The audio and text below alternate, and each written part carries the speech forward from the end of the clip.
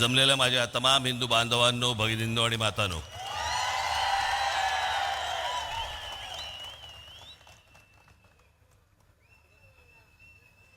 आता तोंडातली आहे का कुकरची शिटी आहे? आता बस.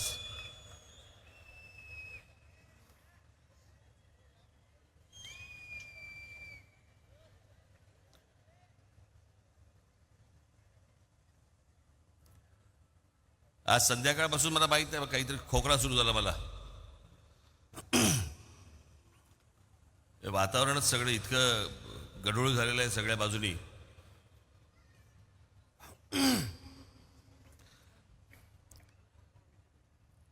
चुकून मागून भाषणामध्ये जर समजा काही खोकला बिकला मला आला तर कृपया मला माफ करा.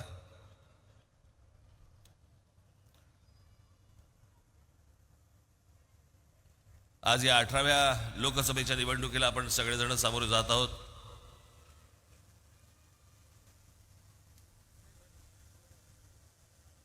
डॉक्टर श्रीकांत शिंदे यांनी आत्ता सांगितलं की काहीतरी ये फेविकॉल का जोड आहे. पुढच्या वेळेला आम्हाला आतून लावा आपण, नाहीतर नेहमी आमची बाजू बाहेरच.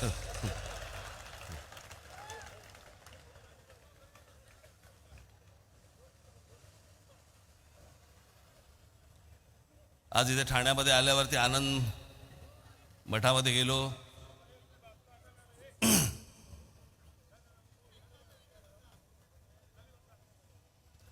आणि त्या आनंद मठात गेल्यानंतर सगळे जुने दिवस आठवायला लागले मला.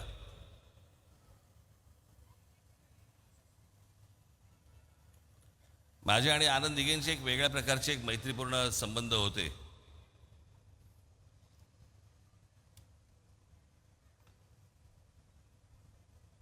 आज त्या आनंद मठात गेल्यावरती मी तर त्यांना तेव्हा पूर्वी मी त्यांना सांगायचो, मी जेव्हा तिथे जात असे मी म्हटलं स्वच्छ ठेवा हो.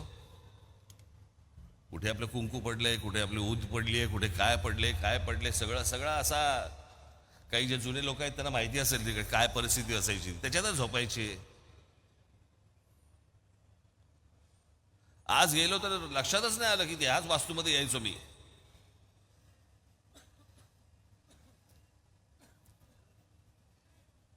पण त्यांच्याबरोबर तेव्हा ठाणं फिरताना पण मजा यायची. टुमदार होतं ठाणं. बाळासाहेबांबरोबर लहानपणी मी किती आलो ठाण्यामध्ये. आणि तेव्हा ते काय आचारसंहिता 10च्या आधी बंद वगैरे असले काही प्रकार नव्हते. 12 1 वाजेपर्यंत भाषणं चालू असायची. आणि व्यासपीठ अशी काही एवढी मोठी व्यासपीठं पण नाहीत, अशी लहान व्यासपीठ असायची, गाद्या असायचे, लोड असायचे, समोर लोक बसलेले असायचे.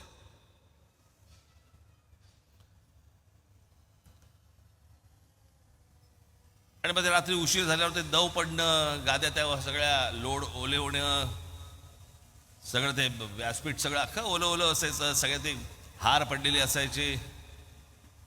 आणि एक टुमदार शहर ते व्हायला ते एक ठाणं होतं. त्याला तलावांचं शहर म्हणायचे. त्या तलावांचे शहर बुजवले गेले आणि नंतर टँकर सुरू झाले.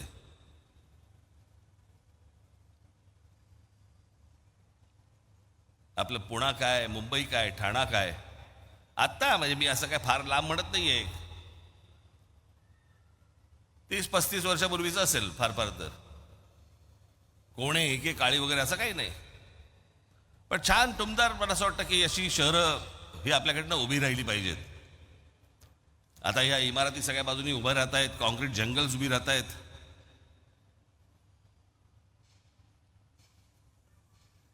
हा जो ठाणे जिल्हा जो आहे ना, हा ठाणे जिल्हा या देशामधला, मी तुम्हाला सांगतो, मी काय बोलतो तर तुम्ही लक्षात ठेवा. आज ही ठाणे लोकसभा कल्याण लोकसभेची संयुक्त ही सभा आहे.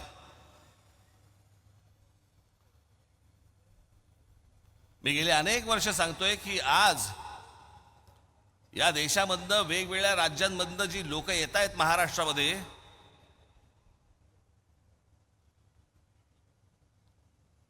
तुम्ही कितीही काम करा, कितीही रस्ते बांधा, कितीही पूल बांधा, कितीही काही करा, पण जोपर्यंत हे बाहेरचे लोंढे जोपर्यंत थांबणार नाहीत, तोपर्यंत तुम्ही कितीही विकास केलात तरी या शहरांमध्ये काहीही घडू शकणार नाही.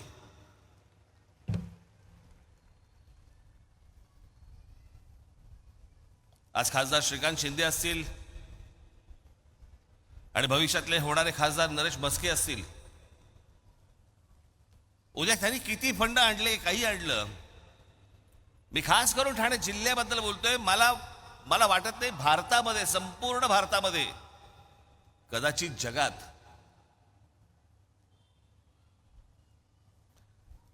ठाणे जिल्ह्यासारखं हे जे सगळे बाहेरून जे लोक येत आहेत यांचं सर्वात जास्ती येण्याचं प्रमाण हे ठाणे जिल्ह्यात आहे.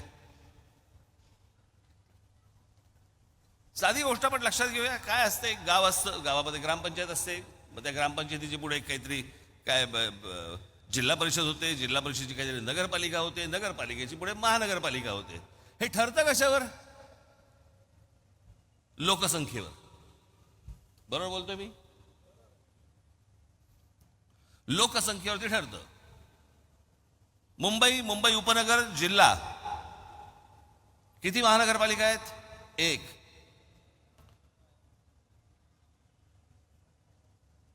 पुणे जिल्हा किती महानगरपालिका आहेत? 2.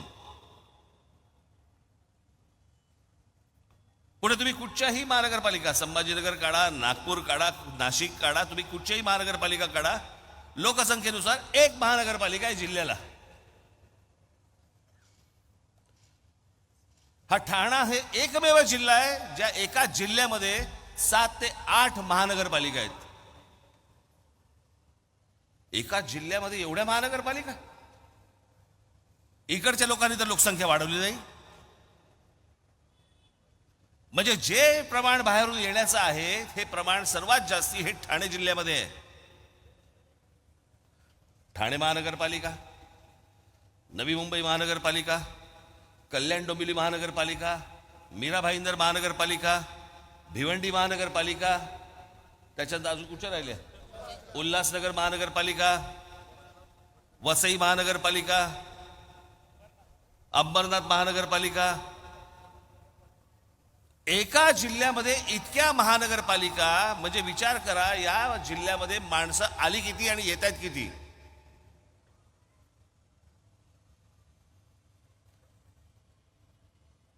श्रीकांत शिंदे आणि नरेश म्हस्के, मला तुम्हाला एवढंच फक्त सांगायचंय, हे प्रश्न तिकडे तुम्ही लोकसभेमध्ये मांडा की हे आवरा, आता आमच्यावरचा बोजा आवरा.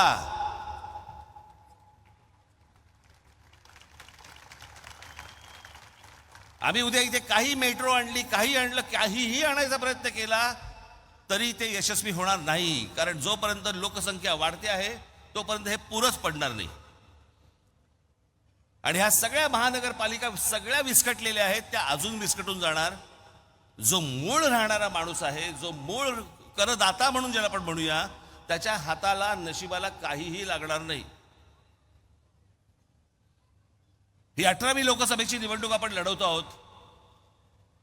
या लोकसभेच्या निवडणुका, या विधानसभेच्या निवडणुका, या महानगरपालिकांच्या निवडणुका आपण दरवेळेला कशासाठी लढवतो? ही शहरं चांगली झाली पाहिजेत, माझा विभाग चांगला झाला पाहिजे, माझा महाराष्ट्र चांगला झाला पाहिजे. पण हे जर अशा प्रकारचे जर समजा बाहेरून येणाऱ्या माणसांची जर संख्या रोजच्या रोज वाढत असेल, मग लोक म्हणणार बघा कसा संकुचित विचार. याच्यात कसला संकुचित विचार आला?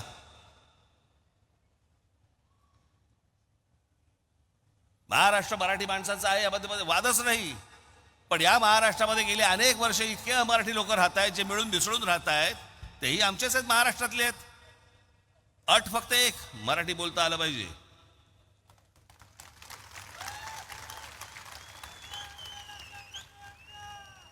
प्रत्येक राज्याची जी राजभाषा आहे ती कोणी बाहेरून कुठूनही आलात तरी तुम्हाला ती शिकली गेली पाहिजे. उद्या आम्ही तुमच्या राज्यात आलो, आम्ही तुमची भाषा शिकू, पण येणार नाही.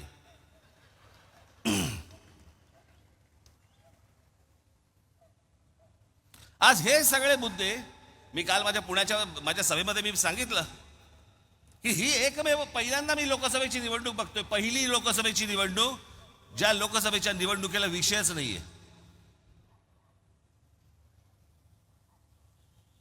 मी परवा म्हटलं ना, मला जेव्हापासून मला उमज जायला लागलं राजकारण, तो काळ साधारणपणे 75चा होता. 77ची पहिली निवडणूक त्या इमर्जन्सीच्या आणीबाणीच्या विरोधातली. 80ला पुन्हा इंदिरा गांधींची लाट आली, तो विषय होता. जनता पक्षाचा पराभव झाला. 84ला इंदिराजींची हत्या झाली.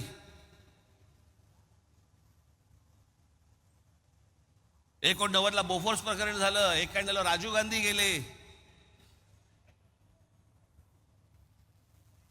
96ला बाबरी मशिदीचा ढाचा पडला होता, त्याच्यावरती निवडणूक झाली. 98ला कांदा विषयावरती निवडणूक झाली. 99ला कारगिल आणि विदेशी बाई ह्या विषयावरती निवडणूक झाली. 2004ला इंडिया शायनिंग झालं. परत अजून 2009ला अजून काहीतरी विषय होते. 2024ला मोदींची लाट आली. 2019ला हे सगळं पुलवामा काहीतरी झालं. आज विषयच नाही. आणि हे विषय कोणताही विषय नसल्यामुळे सगळेजण आई बहिणीवरनं एकमेकांचा उद्धार करतात. खरं तर हे विषय मांडले पाहिजेत लोकांसमोर. लोकांच्या जीवन मरणाचे रोजचे जे विषय आहेत, हे मला असं वाटतं विषय आले पाहिजेत. काय निवडणूक चालू आहे, कशावर निवडणूक चालू आहे? वडील चोरले.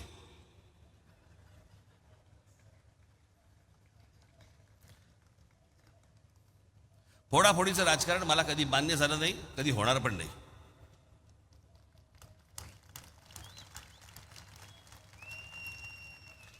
पण या सगळ्या ह्याच्यामध्ये जे आज बोलतायत की आमचा पक्ष फोडला, आमचा पक्ष फोडला, तुम्ही जे सगळे एकत्र जे बसलेला आहात ना एका कच्च्या तरी आघाडीत, जरा एकमेकांकडे एकदा बघा. आपण काय उद्योग केलेत ते.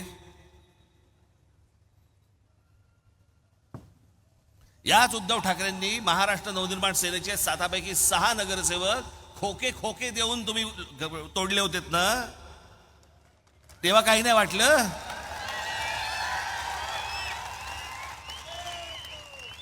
मागितले असते तर दिले असते.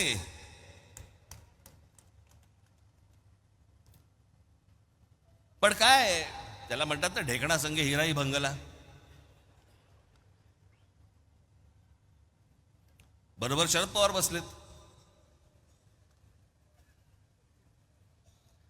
या फोडाफोडीच्या राजकारणाची या महाराष्ट्रामध्ये जर कोणी सुरुवात केली असेल तर ती शरद पवारांनी सुरुवात केली. पहिल्यांदा काँग्रेस फोडली त्यांनी.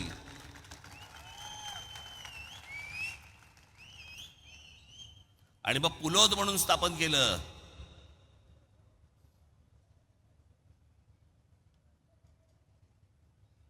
साधारणपणे 78 वगैरे सालची गोष्ट असली. पुलोद म्हणून स्थापन केलं.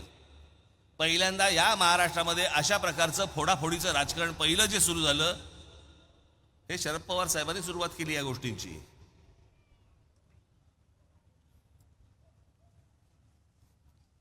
झालं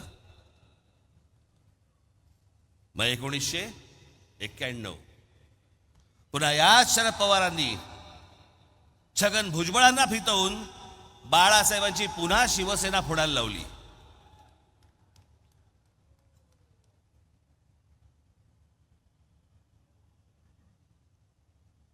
त्याला शिवसेनेचे आमदार फोडण्याचं काम याच शरद पवारांनी केलं होतं.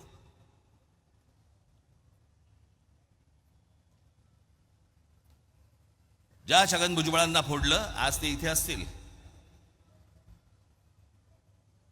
मी आपला काय, माझा बाहेरून पाठिंबा आहे, त्याच्यामुळे मी काही बोलू शकतो.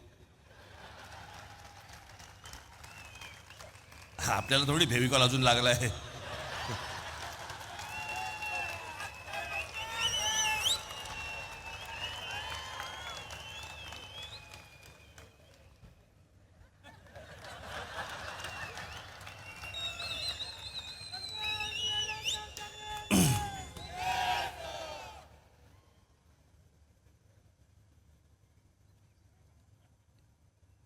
त्याच्यानंतर नारायणराव राणे यांच्याबरोबर आमदार घेऊन काँग्रेसने त्यावेळेला पुन्हा बाळासाहेबांची शिवसेना फोडली.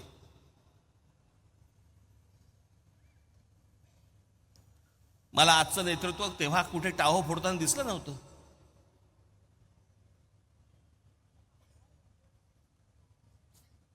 मला आज कोण कोणावरती बोलतंय आणि कोण कोणावरती आरोप करतंय वगैरे वगैरे सगळं सोडून द्या. पण अरे तुम्ही म्हणता ना माझे वडील चोरले, माझे वडील चोरले. ज्या वडिलांबद्दल जर एवढं प्रेम आहे,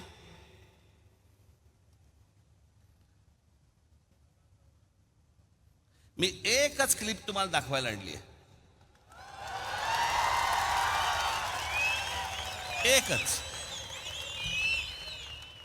मी खरं तर एकदाच बोललो होतो मागच्या त्या सभांमध्ये, लाव रे तो व्हिडिओ. ते आपल्या सगळ्यांनी लाव रे तो व्हिडिओ आपलं ते सगळं सुरूच केलं.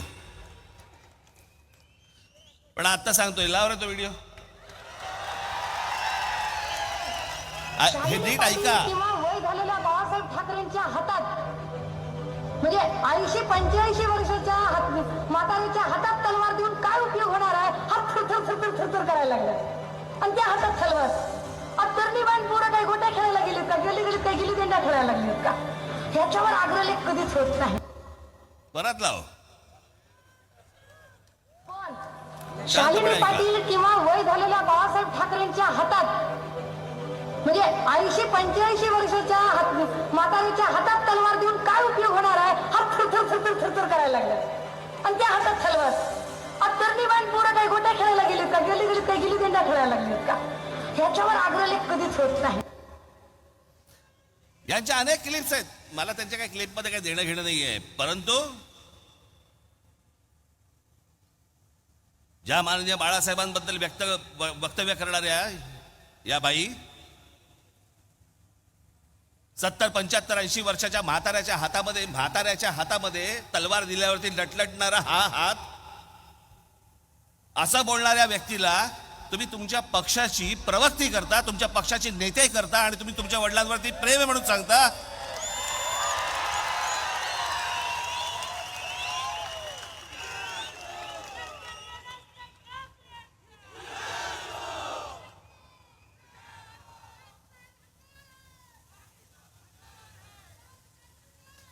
ज्या छगन भुजबळांनी माननीय बाळासाहेबांना अटक करण्याचा प्रयत्न केला होता,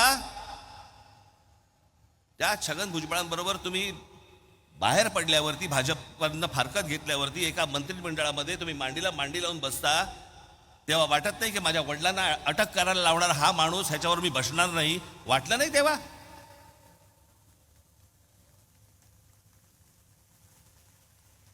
कसला फोडाफोडीचं राजकारण सांगताय तुम्ही?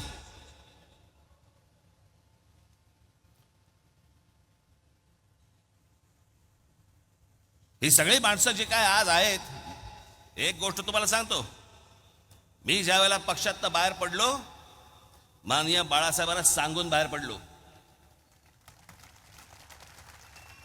मी भेटायला गेलो, त्यांनी मला असं मला अजूनही आठवते, त्यांनी माझे असे हात केले.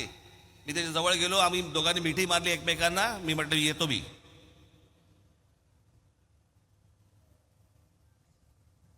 काय करणार आहेस म्हटलं, मला माहीत नाही. पण एक निश्चित मनात होतं, माननीय बाळासाहेब ठाकरे सोडून कोणाच्याही हाताखाली काम करणार नाही.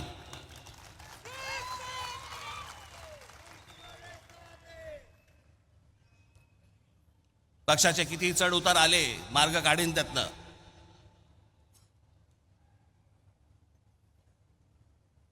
यांनी काय पाहिलंय? मला असं वाटतं कुठेतरी मध्यंतरी ते सगळं सुरू होतं की ह्यांना सगळ्यांना सिंपती मिळाली. कसली सिंपती? 2-2.5 वर्षापूर्वीचा काळ काढून बघा. शिवसेना आणि भारतीय जनता पक्ष तुम्ही एकत्र निवडणूक लढवलीत ना रे. लोकांनी तुम्हाला एकत्र म्हणून, तुम्हाला युती म्हणून मतदान केलं होतं ना. तेव्हा निकाल लागल्यानंतर ज्या वेळेला त्याला कळलं की बाबा आपल्याशिवाय ह्यांचं सरकार बसत नाही, नवीन टोम काढली. आपलं ते 2.5 वर्षाचं उपमुख्यमंत्री पदाचं काय, हे म्हणे 4 भिंतीत ठरलं आमचं. 4 भिंतीत अधिकाऱ्या बोललं.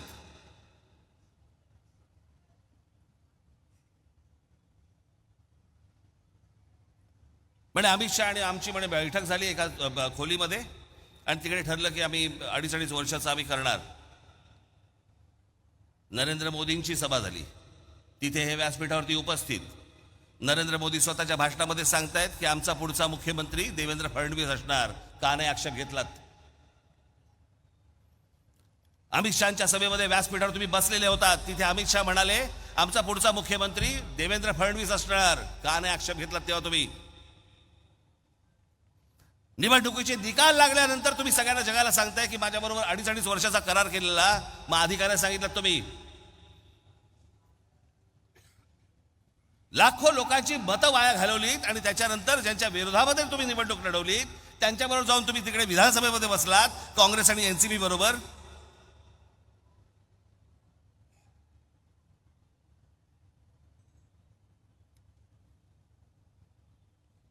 आता ते इथे आहेत. मग आता कित्येकदा हल्ली कळतच नाही कोण कुठच्या पक्षात आहे. मध्यंतरी मी एकदा नाट्य संमेलनाला गेलो होतो त्या पुण्याला. 5 नगरसेवक आले. मला म्हणाले जय महाराष्ट्र साहेब. म्हटलं बोला. आम्ही राष्ट्रवादीचे नगरसेवक. म्हटलं कोणाचे? 2 म्हणाले आम्ही शरद पवार साहेबांचे. 3 म्हणाले आम्ही अजित पवार साहेबांचे. मी तुम्हाला सांगण्याचं कारण एवढं की ह्या सगळा जो काही अख्खा गोंधळ जो उडाला 2019 नंतर तो कशामुळे उडाला? तुमच्या महत्वाकांक्षेपायी.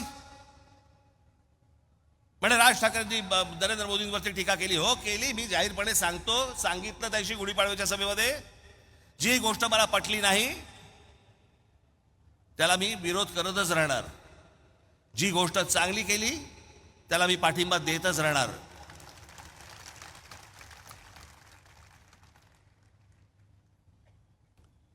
प्रश्नच येत नाही त्या गोष्टींचा. पण माझा विरोध हा मुद्द्यांना होता. मला काहीतरी मिळालं नाही म्हणून मी विरोध करत नव्हतो. आज आपण असं काढून बघूया. आज जे पेटलेत ना, आज उद्धव ठाकरे जे नरेंद्र मोदींच्या विरोधामध्ये जे बोलतायत, जर समजा 2019 साली भारतीय जनता पक्षाने मान्य केलं असतं की 2.5 वर्ष तुमची, बोलला असतात? आज जे बोलताय ते तुम्ही बोलला असतात? नसता बोललात. कारण पोट भरलं होतं. तुम्हाला जे हवंय ते तुम्हाला मिळालं असतं. पण जे तुम्हाला हवंय ते तुम्हाला मिळालं नाही म्हणून तुम्ही आज बोलताय. राज ठाकरेचं तसं नव्हतं. मला मुद्दे नाही पटले. मला आजही अनेक मुद्दे मला पटत नाहीत. परंतु आज अनेक गोष्टी ज्या नरेंद्र मोदींनी केलेल्या आहेत त्या तुम्हाला मान्य कराव्याच लागतील.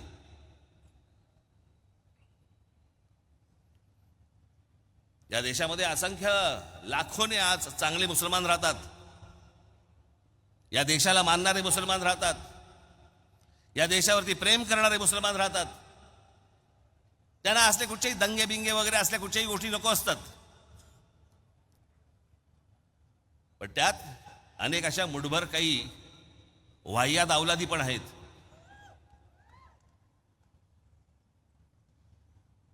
आज ही सगळी माणसं, जे काल झालं ना पुण्यामध्ये, फतवे काढले गेले ना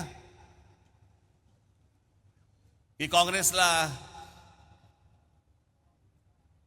त्याच्यानंतर त्या काय उभाटा सेनेला त्यांना फतवे काढले की ह्यांना मतदान करावं, मुसलमानांनी मतदान करावं.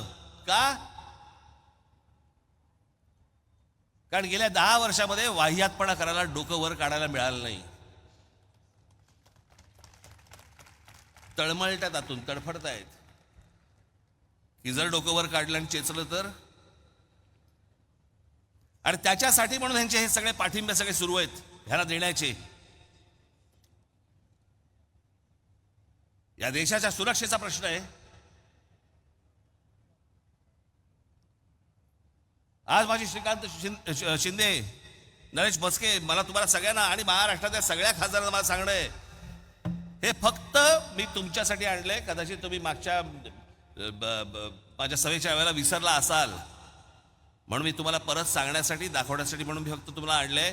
हे मी तुम्हाला जे दाखवतोय हे फक्त एका मुंबऱ्यातलं आहे. मी महाराष्ट्राचं बोलतच नाही, ठाणे जिल्ह्याबद्दल बोलत नाही, महाराष्ट्र बोलत नाही की देश बोलत नाही. फक्त मुंबऱ्याबद्दल ही गोष्ट तुम्हाला सांगतोय. मुंब्रा परिसरात सिमी आतंकवादी संघटनेच्या 6 हस्तकांना अटक. 20 डिसेंबर 2001 रोजी संसद हल्ल्याप्रकरणी अबू अजमा याच्या मुंबऱ्यातून अटक. संसदेमध्ये जो हल्ला झाला होता त्याचा जो गुन्हेगार सापडला तो या मुंबऱ्यात सापडला. 16 मार्च 2002 हिजबुल मुजाहिद्दीनच्या 4 अतिरेक्यांना अटक. 23 जानेवारी 2004 नेत्याच्या हत्येचा कट रचल्याच्या प्रकरणी एका अतिरेक्याला मुंबऱ्यातून अटक. गुजरात पोलीस चकमकीत ठार झालेल्या इशरत जहां शेख ही पण मुंबऱ्यात राहत होती. 2016 मध्ये आयसिसच्या मुजबिर शेख हा मुंबऱ्यात अमृतनगर येथे राहत होता. 17 एप्रिल 2003 रोजी लष्कर ए तोयबाच्या 2 अतिरेक्यांना अटक. 16 मे 2003 मुलुंड बॉम्बस्फोट प्रकरणी मोहम्मद नमुद्दीन या व्यावसायिकाला अटक. देशद्रोही कारवायांसाठी आत्ताच्या काळात झालेल्या अटका. सप्टेंबर 22 मध्ये मुंबऱ्यातून देशविघातक कारवायांसाठी 4 पॉप्युलर फ्रंटच्या कार्यकर्त्यांना अटक. 2017 मध्ये ATSने याच मुंबऱ्यातून 4 जणांना देशविघातक कारवायांसाठी अटक केली आहे. 29 ऑक्टोबर 2023 पॅलेस्टाईनला पाठिंबा देण्यासाठी मुंबऱ्यात निदर्शने झाली. कुठं पॅलेस्टाईन, कुठे मुंबरा. एप्रिल 2017 मध्ये मुंबऱ्यात शामशाद शेख नावाच्या आयसिसशी संबंध असल्यावरून अटक झाली. त्यावेळेला सामनामधून अग्रलेखात मुंब्रा हे कसं दहशतवादाचं स्थान बनत आहे यावर अग्रलेख पण लिहिला होता. आता नाही बोलणार. ऑगस्ट 2017 मध्ये मुंब्रा कौसातून ATSने मोठ्या प्रमाणावरती स्फोटकं हस्तगत केली, ज्यात 15 किलो अमोनियम नायट्राईट आणि 9 डिटोनेटर्स हे पण सापडले. ऑक्टोबर 2023 मध्ये मुंबऱ्यातून लष्कर ए तोयबा आणि ISI शी संबंध असल्याच्या आरोपावरून मुंबऱ्यातून काही तरुणांना अटक केली. टाटा इन्स्टिट्यूट ऑफ सोशल सायन्सेसच्या 2014चा एक अहवाल आहे टाटा इन्स्टिट्यूट, ज्यात मुंबऱ्यातील वाढती गुन्हेगारी मुस्लिम गेटो करून कसे राहत आहेत यावर चिंता व्यक्त केली आहे. या अहवालातील मुद्दे ड्रग्ज आणि देशविघातक कारवायांमध्ये गुंतलेल्यांमध्ये इथे महिला मुली यांचं रोजचं आयुष्य धोक्यात आहे. हे सगळं आपल्या आजूबाजूला चालू आहे. मी लांबची गोष्ट सांगत नाही तुम्हाला. आज माझ्या समोर इतक्या माता भगिनी समोर बसलेल्या आहेत. कोण तुमची रिक्षा चालवतंय, कोण तुमच्या गाड्या चालवतंय, कोणाबरोबर बसताय, कोण तुमच्या बाजूने चाललेला आहे, काही सुरक्षेचा विषयच नाही. आणि सगळ्या अशा परिस्थितीमध्ये जर समजा गेल्या 10 वर्षामध्ये एक गोष्ट जर समजा असेल की जर समजा त्यांना वाटत असेल की नाही आपण जास्ती डोकं वर काढलं तर आपण चेचले जाऊ, हे चेचले जाऊ नये म्हणून आपण काँग्रेसला पाठिंबा दिला पाहिजे. हे काय प्रकारचं षडयंत्र सुरू आहे ना, ही गोष्ट पाहणं तितकीच महत्वाची आहे. माझ्या आमदार खासदार नगरसेवकांना माझं सांगणं आहे, तुम्ही सतर्क असले पाहिजे. तुम्ही या लोकांकडे सतत गांभीर्याने पाहिलं पाहिजे. याच्यामध्ये कधीही चांगला मुसलमान भरडला जाणार नाही याची देखील दक्षता तुम्ही घेतली पाहिजे. पण या सगळ्या गोष्टी करत असताना देशविघातक ज्यावेळेला शक्ती ज्यावेळेला अशा प्रकारे ज्यावेळेला कुठे कुठे काम करत असतात त्यावेळेला आपल्या लोकप्रतिनिधींचं तिकडे लक्ष असलं पाहिजे. विकासाबरोबरच सुरक्षा हा देखील तितकाच महत्वाचा विषय आहे. तो मला असं वाटतं येणाऱ्या भविष्यातल्या ह्या सर्व मंडळी हे आपापले सगळे मतदारसंघ चांगल्या पद्धतीने सांभाळतील या एका अपेक्षेसाठी म्हणून मी आजची ही सभा घेतलेली आहे. आज मी श्रीकांत यापुढे नरेश या.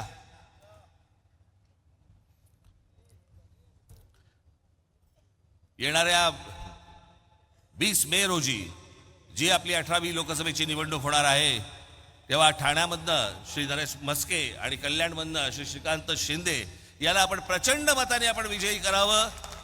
आज जे मी काही सांगितलंय त्यातला अजून पुढचा भाग हा मी त्यांच्यावर बसून बोलीन, पण त्यांच्याकडनं योग्य काम होईल ही आशा अपेक्षा बाळगतो आणि आपणा सर्वांची मी रजा घेतो. धन्यवाद. जय हिंद, जय महाराष्ट्र.